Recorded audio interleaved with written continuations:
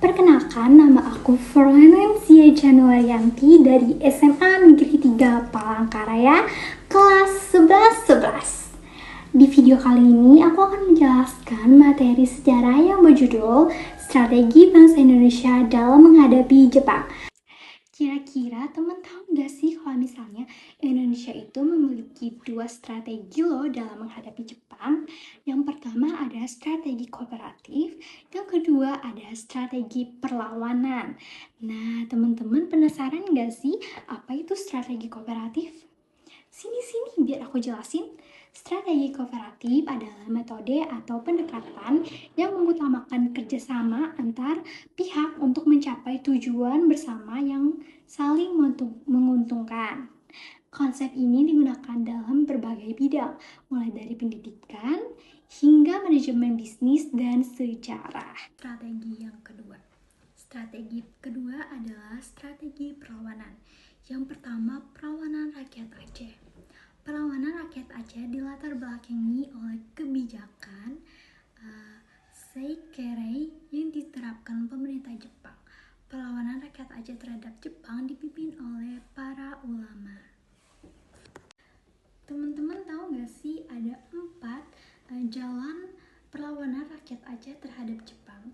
Yang pertama, Juli 1942, Tengku Abdul Ticalin dan pengikutnya melakukan perlawanan pada Jepang di kompleks Dayah Cot Pileng Bayu, Lokoseu Mawe. Kedua, 7 November 1942, Tengku Abdul Ticalin menyerang Hayashi, komandan Kombetai di Lokoseu Mawe.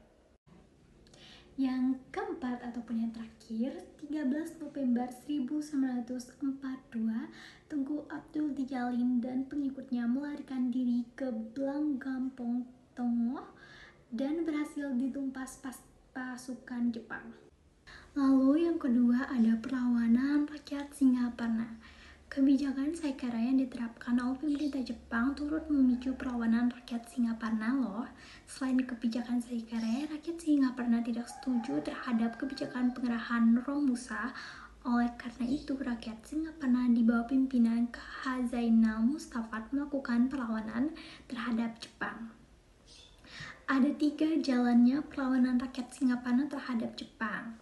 Yang pertama, Februari 1944, KH Zainal Mustafat menolak berunding dengan Jepang. KH Zainal Mustafat memberikan ultimatum pada Jepang untuk segera memerdekakan Jawa. Lalu yang kedua ada 25 Februari 1944, Jepang menyerang rakyat Singaparna setelah salat Jumat. KH Zainal Mustafat ditangkap dan dibawa ke Jakarta.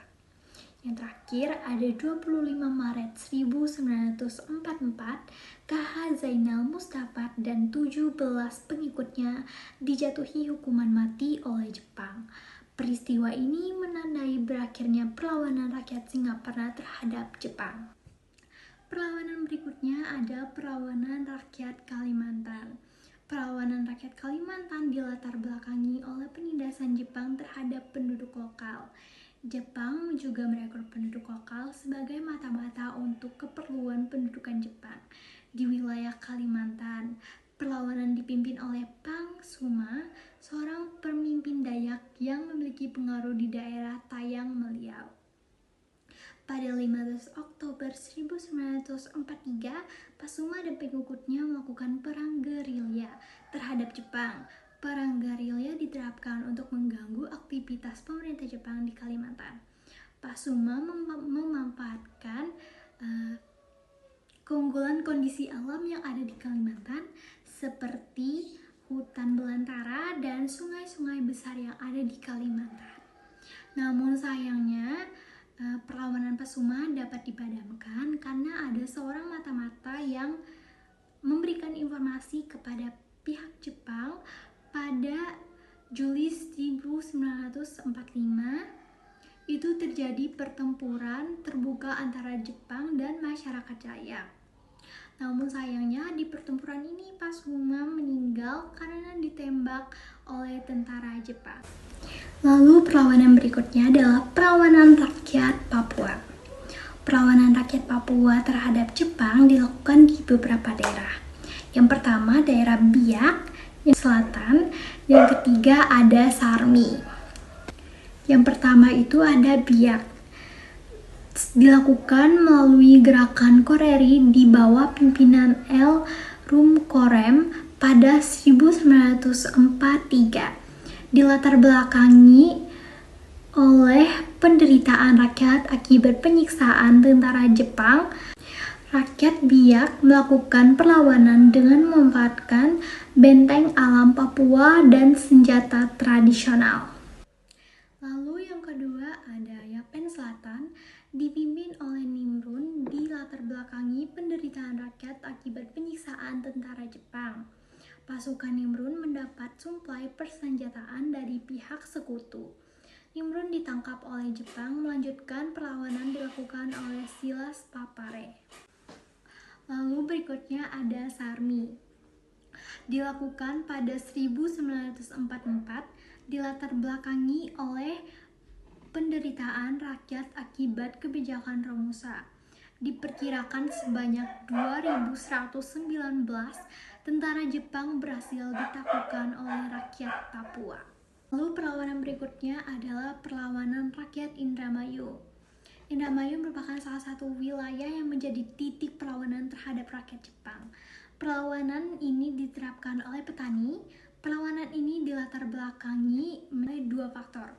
Faktor yang pertama, Jepang menerapkan aturan tentang penyerahan wajib bahan pangan dengan membentuk Sokuryo Kanrin Limusho atau bisa disingkat dengan SKL atau pengolahan pangan. Lalu yang kedua, Jepang berusaha memonopoli penjualan padi hasil petani. Perlawanan petani Indramayu dipelopori oleh Haji Aksan dan Haji Madrais. Aksi kemudian berkembang menjadi gerakan perlawanan terhadap Jepang yang berlangsung pada April sampai dengan Agustus 1944. Lalu yang terakhir adalah perlawanan peta di Blitar.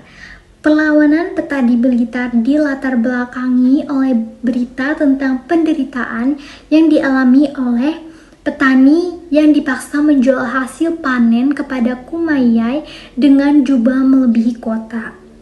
Mereka juga mendapatkan informasi bahwa Jepang telah memerintahkan pembelian telur dalam jumlah besar dengan harga yang murah untuk memenuhi kebutuhan tentara peta. Akan tetapi tentara peta tidak pernah mendapatkan jatah telur tersebut. Kekecewaan para perwira semakin meningkat ketika diberi tugas mengawasi pekerjaan para Romusa dalam membangun kubu-kubu pertahanan di pantai selatan.